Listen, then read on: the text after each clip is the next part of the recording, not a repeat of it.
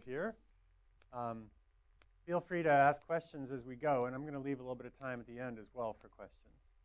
So I want to talk today about increasing high school graduation rates in Los Angeles. And you'll notice that the subtitle of my talk is What Works and at What Cost. I think there's a lot of attention in the literature to just what works, and advocates and community representatives and local public officials are very interested in what works. But, you know, of course, policymakers and budgeteers need to know what the costs of that are. So I think that there's great value in understanding and having independent analyses of the costs and impact concretely of various approaches to increasing high school graduation. So that's what I'm going to be talking about. I want to acknowledge funding support from the UCLA Fielding School of Public Health, from the de Beaumont Foundation, and the Robert Wood Johnson Foundation.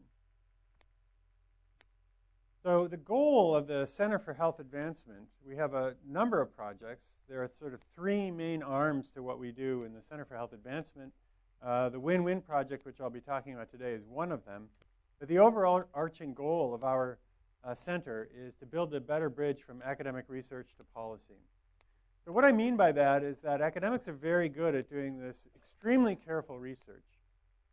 They spend a lot of time, we spend a lot of time planning it out, securing funding for it, implementing it very, very carefully, writing it up conscientiously.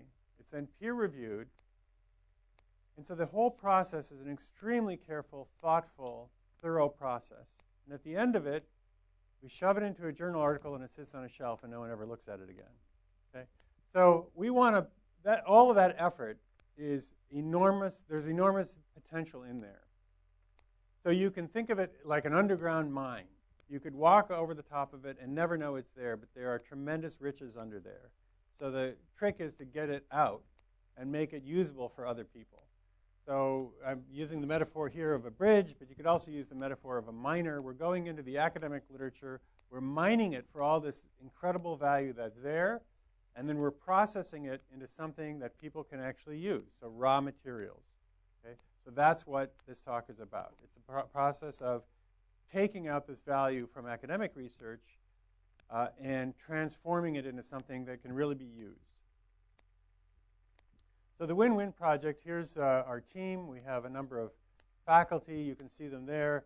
For those of you who don't know, Jonathan Fielding is a very well-known figure in public health. He is the former health director of Los Angeles County, a job that he did for, I guess, 12 years.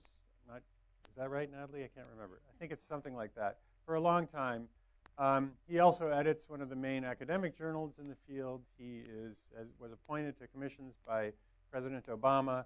He's very well known, and we're lucky to have him on our team. And then you see the other faculty and the staff who've been incredibly valuable. And then, of course, we've got students working with us as well. So I want to just take a minute and acknowledge Natalie Rhodes, who's our project manager, who keeps everything running, who has her hands on all aspects of the project. So Natalie, will you please just stand up and be acknowledged so that everyone knows that she's... Thank you, thank you. Look, I appreciate it because, you know, she does so much of the work. So it's, and it would be impossible for me to be standing before you without her efforts. So, okay, so I want to start by noting that, some of you may know this already, that health in the United States is falling behind.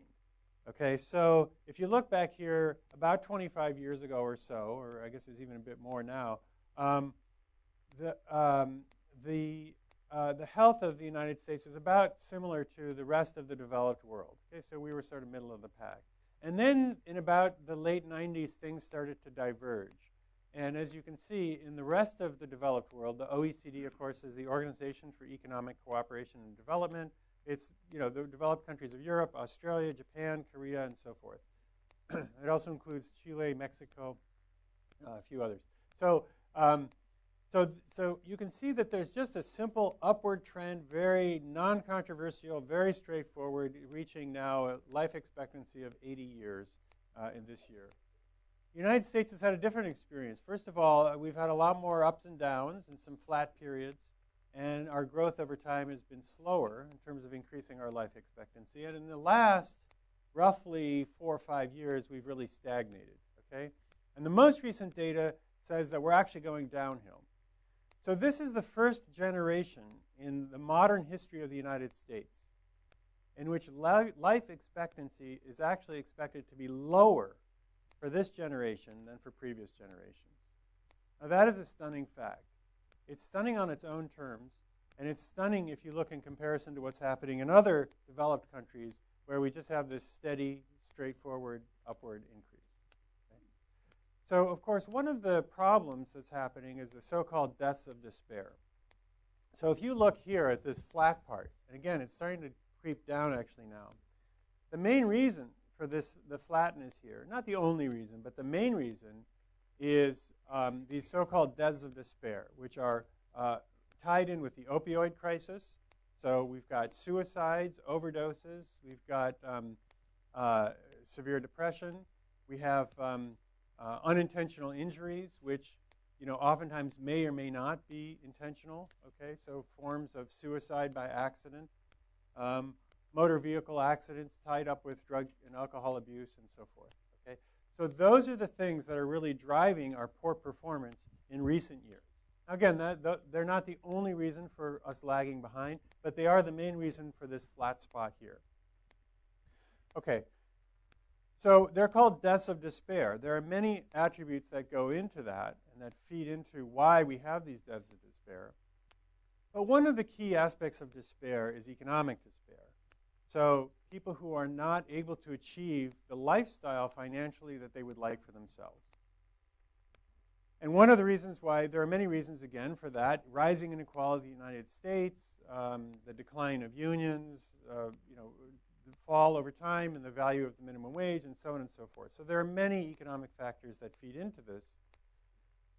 But the question is, what can we do about it? And one of the things that we could do is to improve high school graduation rates. Okay, so that would be one small step that we could take that would help reverse economic despair and that would partially at least counter this trend toward falling life expectancy in the United States.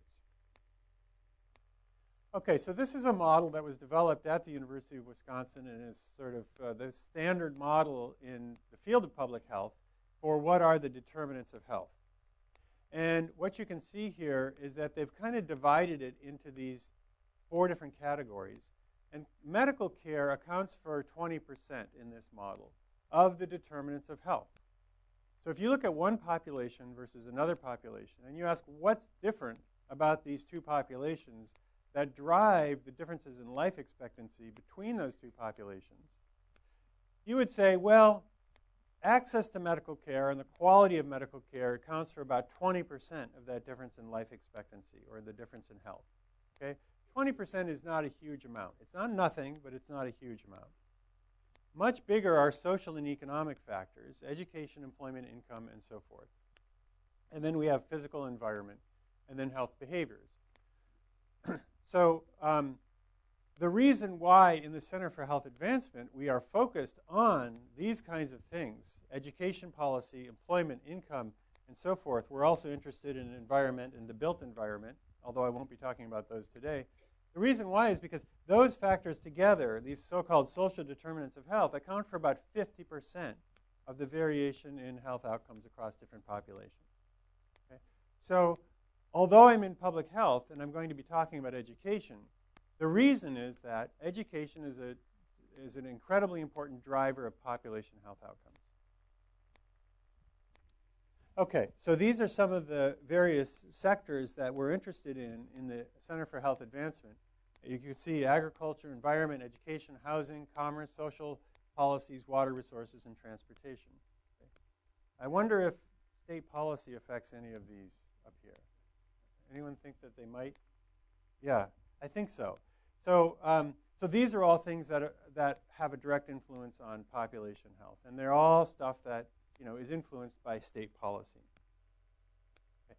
So the win-win modeling tool is the way, or one of the ways in which we at the Center for Health Advancement analyze ways that we can improve population health. And it's a customizable modeling tool that analyzes the cost and benefits of programs and policies for a specific jurisdiction. So let me talk about what that means. So these are some of the policies that we're interested in or currently modeling. These are policies and programs, and you can see it goes across the life course from perinatal area all the way up to seniors.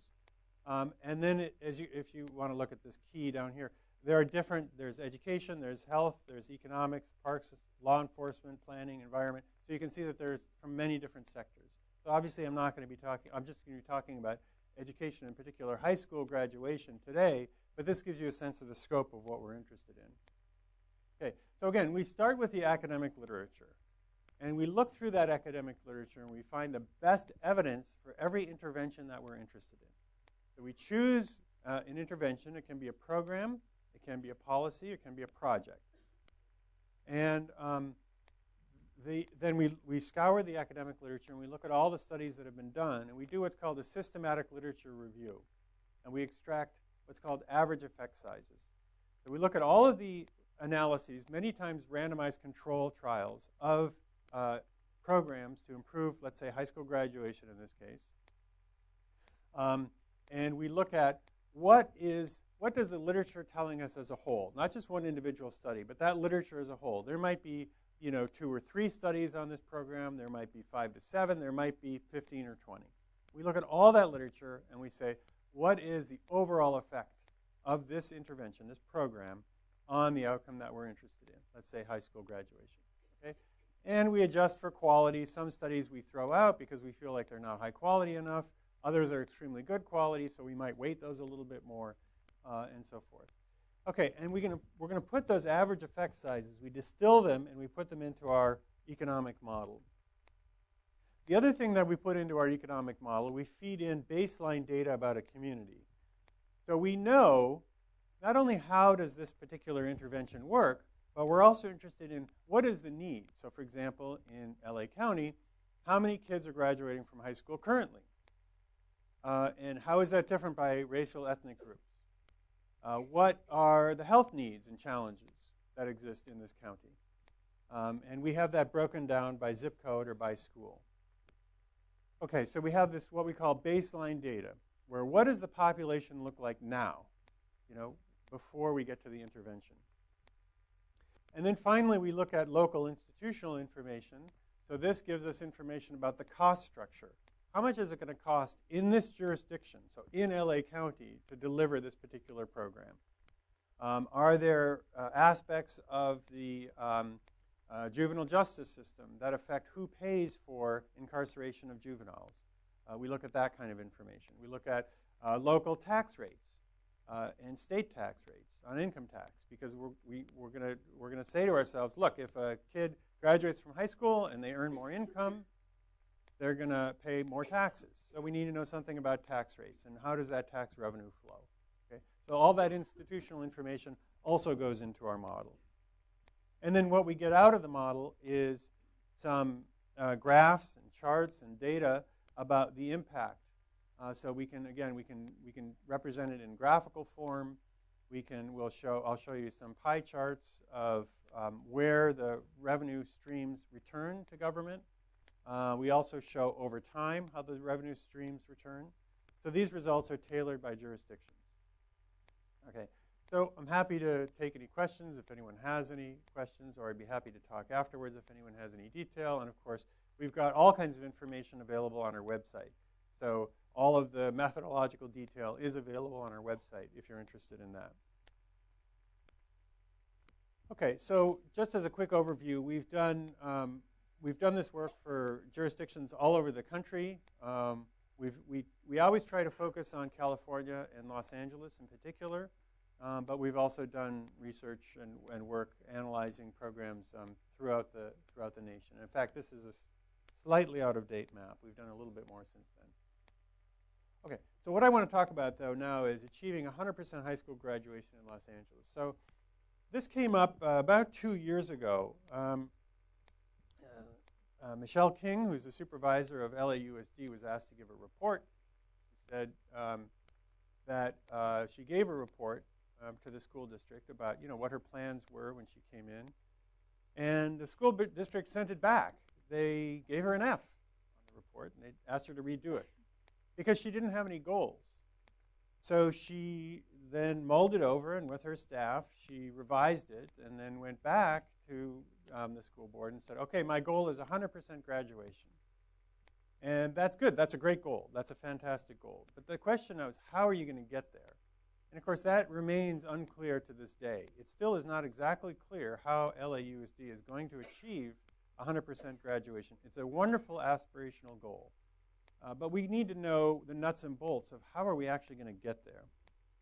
So that's where we decided to start looking at this. And we looked at a large number of interventions, programs, and policies that would improve high school graduation. And we chose 3 that we thought would have a meaningful effect on high school graduation and that would also reduce disparities in education, so that we wanted to improve educational equity, and in particular reduce the black-white graduation gap and reduce the white-Latino graduation gap in LA County. Okay, so again, we chose 3. So here are the disparities that exist right now, and you can see that graduation rates are different by racial ethnic groups, and they're also different by income groups. Okay, so you can see that there are fairly stark differences across groups with various needs. So again, for this particular project, we wanted, or this presentation anyway, we wanted to focus on primarily those racial ethnic differences, with also looking at by income. So that's the data that I'm going to show you today.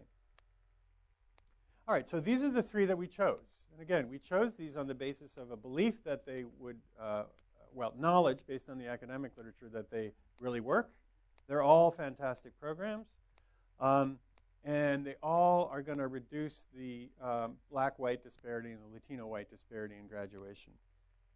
So the first one is school-based health centers. Now this is basically just a kind of mini medical clinic, if you will, in a school. It has somewhat limited clinical services, but they are there. They can they vary, but the ones that we're modeling can meet many different kinds of needs, including physical health needs, including dental health needs, and including mental health needs.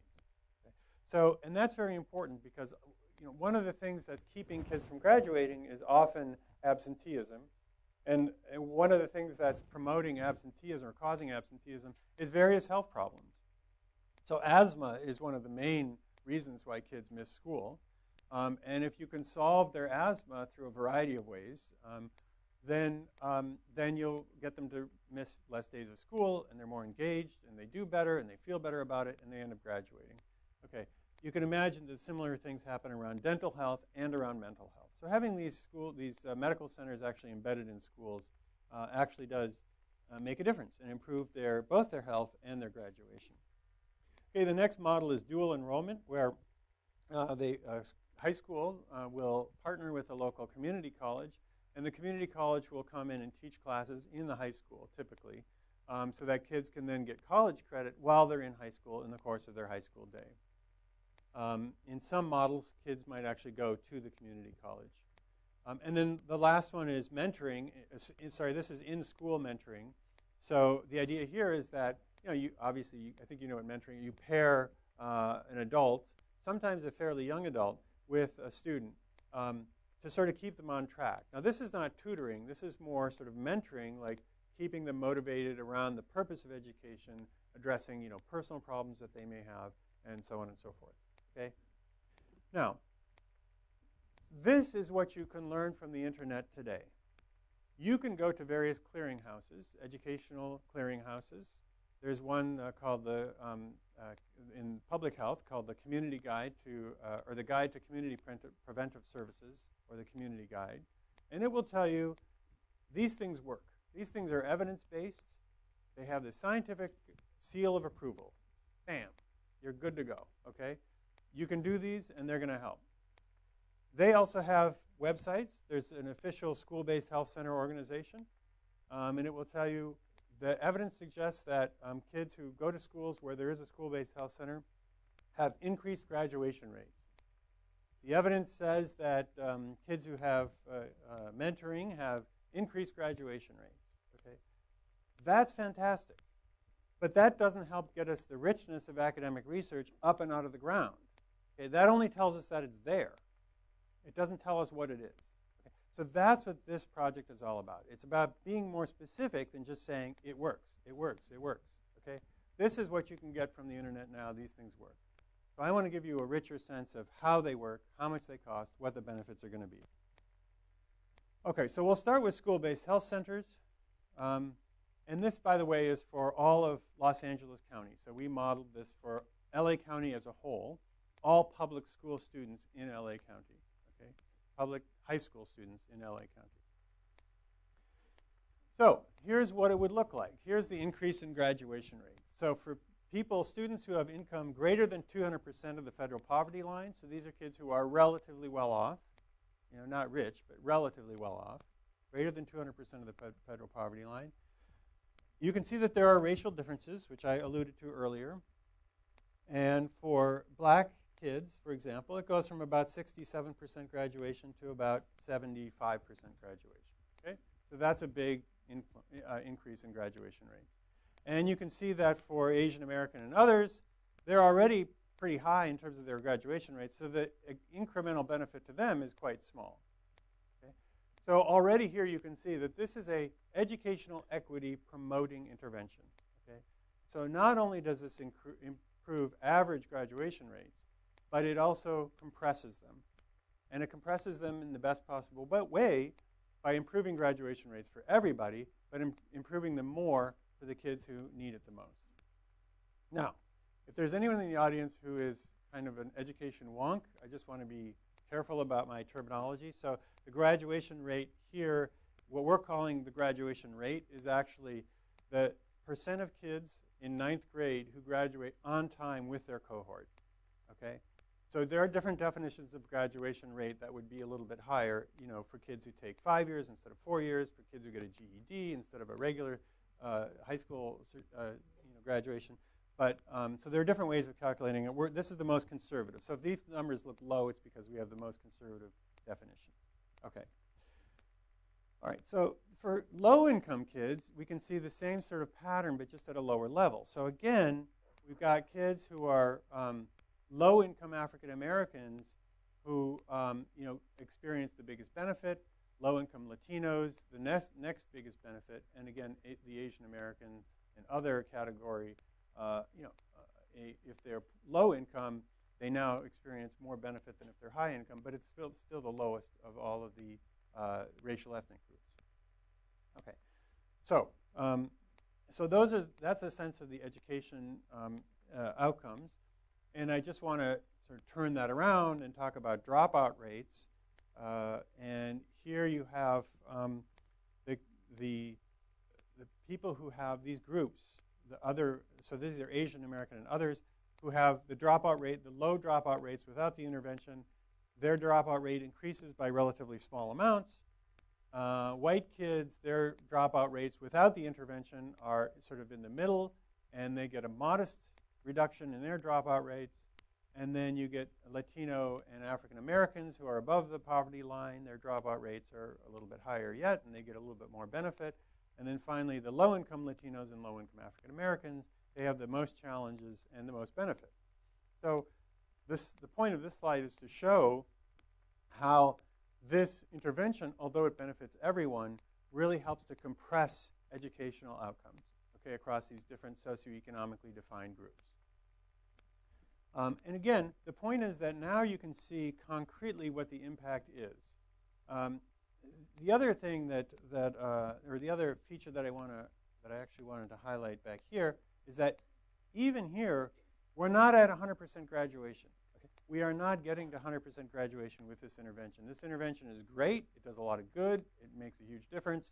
But we do not get to 100% graduation. Okay? So one of the purposes of this kind of work is to calibrate our goals. 100% graduation is a wonderful aspirational goal. It's going to be tough to get there with just one or two interventions. Okay, so again, we have the impression. Okay, so the average improvement is 5.4%. That's not bad. The change in the black-white gap is 4.7% reduction, and the change in the Latino-white gap is 2.9% reduction. Okay, So that's school-based health centers. So this is not bad, right? This is pretty good. So here are some of the health outcomes. These arrows are now fairly small. It's relatively difficult to influence health outcomes. So you can see that we're now looking at very small percentages and a very small reduction in health disparities. Okay, so there is some reduction, but it's small. So that's obesity. This is diabetes, and that's high blood pressure. Okay, so hypertension. And you can see in all cases the health outcomes do improve a little bit, but not a lot. However, the cost of treating somebody with, for example, diabetes is about $9,000 a year on average, more than a similar person who doesn't have diabetes. Okay, so even a very small percentage reduction in the number of adults who go on to have diabetes is going to lead to huge savings through the medical care system. Okay, because at $9,000 a person, it doesn't take a huge number of people before you start talking about real money. Okay, so here are the financial returns then. And what you can see is that initially there is a huge cost to pay for the school-based health centers. And then after that, the kids graduate from high school and they start to provide returns. There's a small reduction in crime, which I didn't really talk about, but it adds a little bit to the cost return. So avoiding crime means avoiding incarceration, and that saves the state a lot of money. You can see that there's returns to education because when you graduate from high school, you're more likely to earn higher incomes. We were very conservative in our assumptions about this, by the way. We didn't assume that just because you graduate from high school, you become like the average person. We looked only at what is the true marginal effect of a person who would not have otherwise graduated. What is the effect on that person of graduating from high school and their subsequent wages? So it's modest, but I think appropriately conservative. And then we've got, the impact on health. Okay, so overall, the cost of this would be $1.4 billion a year. That is a big sum of money, for sure. But the return in net present value at the local level is 82 cents on the dollar. Okay, so not quite worth it. The state, though, gets $3.97 a dollar. The federal government also gets money. They get about $3.82 a dollar per dollar spent on this program. So what this means, by the way, is that this assumes that if the federal government paid for the whole program itself, it would then get back $3.82 itself. And the reason for that is that, again, diabetes is incredibly expensive, so is hypertension and all the other health problems that come about.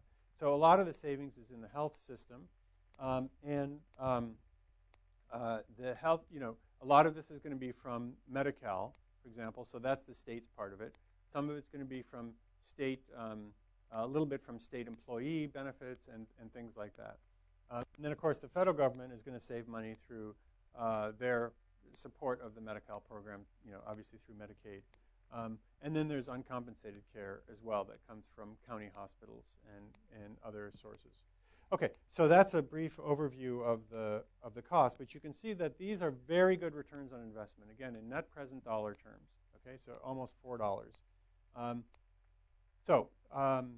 So very impressive program from that standpoint. And again, you can see that there's a little bit in terms of taxes, crime, economic development, and a lot in terms of health. Okay, our next program is dual enrollment. Again, kids in high school are able to enroll in college classes. So here we have the educational outcomes, and you can see, again, a similar pattern to what we saw before with compression. And then, again, also a similar pattern to what we had before. It turns out this program has fairly similar impact on graduation rates as the school-based health centers program did. So I'm not going to go through all of the other detailed slides that I went through before because they're quite similar. But I will say that the average improvement is 4.5% in graduation. The change in black-white disparities is 2.1%, and the change in Latino-white disparities is 1.7%. Okay, so again, we see everyone benefits. Low-income and minority groups benefit more, so we improve educational equity. Okay, for this one, The cost is $820 million a year. The return on investment is $1.12 at the local level, $5.46 now at the state level, and $5.24 at the federal level. Okay? So again, very good investment for your money. If somebody came to you and said, you know, look, here's an investment. You give me $1,000. I'm going to give you $5,460 next year. That's a pretty good investment. Okay? That's a very good investment. All right, our third one is mentoring, school-based mentoring. And here, again, you'll see very similar impact. This, by the way, is not an accident. If there's similarity here, it's because we chose the three programs that we thought would have the best impact. So that's why they look so similar. Maybe for contrast, it would have been interesting to choose a dog of a program that doesn't really do any good, but decided not to do that. So again, fairly strong influence, and again, you see the impact of on educational equity. Okay, so the average improvement here is 3.9%, so a little bit lower.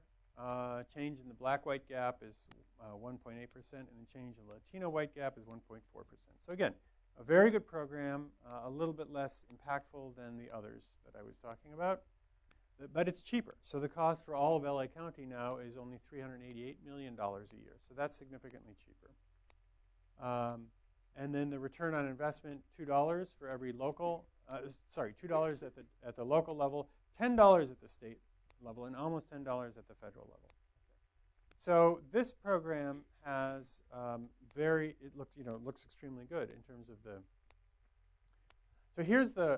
So here we have the overall comparisons, and what you can see here is the total costs: 1.4 billion, 820 million, and 388 million. So very different cost profiles, and not surprisingly, the reduction, the equity reduction, is correlated with the costs. So the more intensive the programs are, the greater impact on equity that you have. Okay, I didn't show the average reduction or increase in graduation here, but just in general, health equity does cost money. Okay? But nevertheless, it does pay off. So at the state level, you'll see that there are very good rates of return on investment at the state level. Again, this is in discounted present value terms. Okay?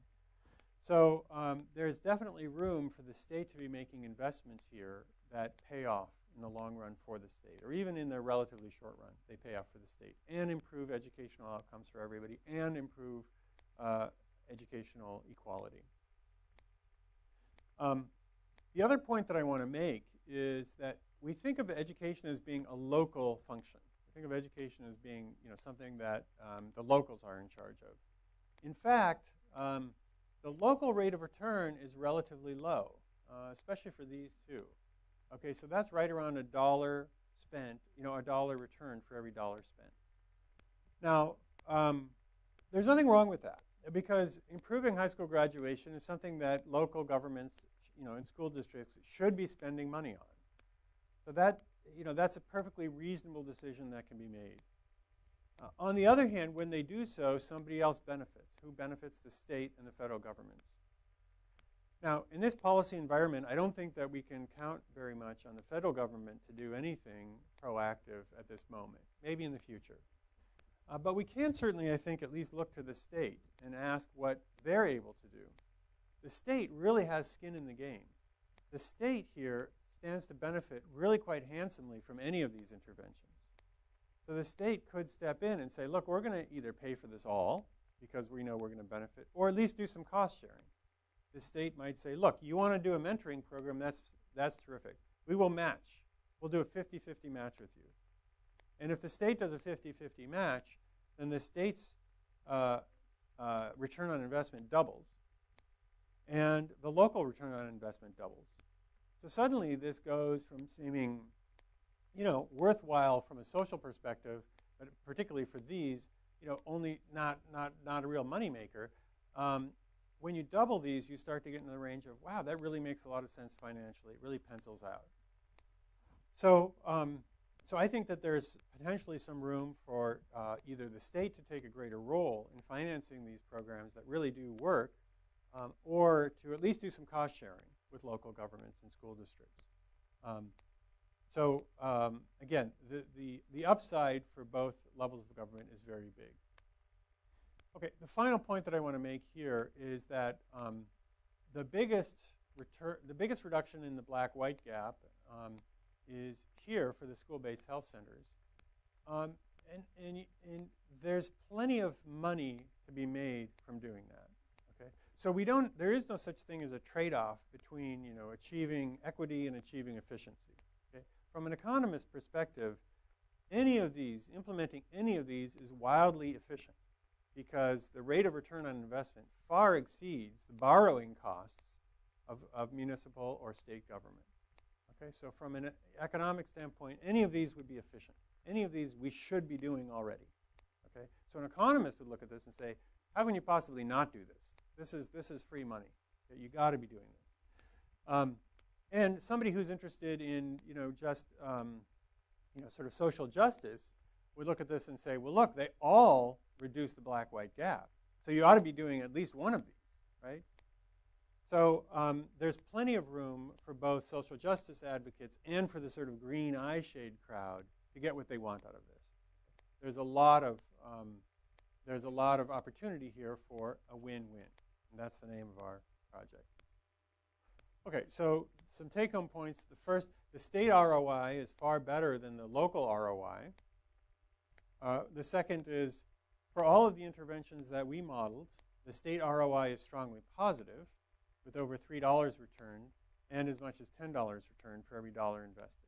Okay, so there's a lot of upside here financially.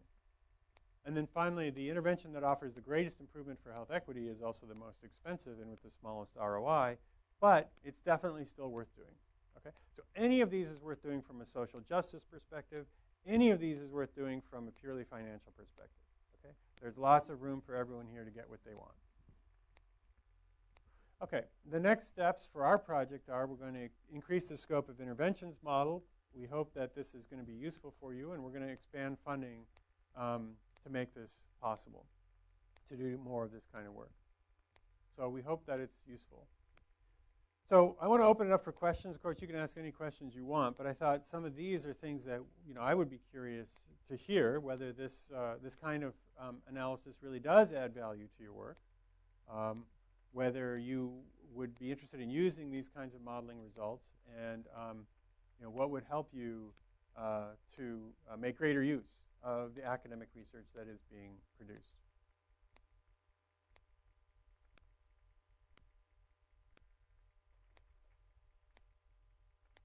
So we'll be passing the microphones around.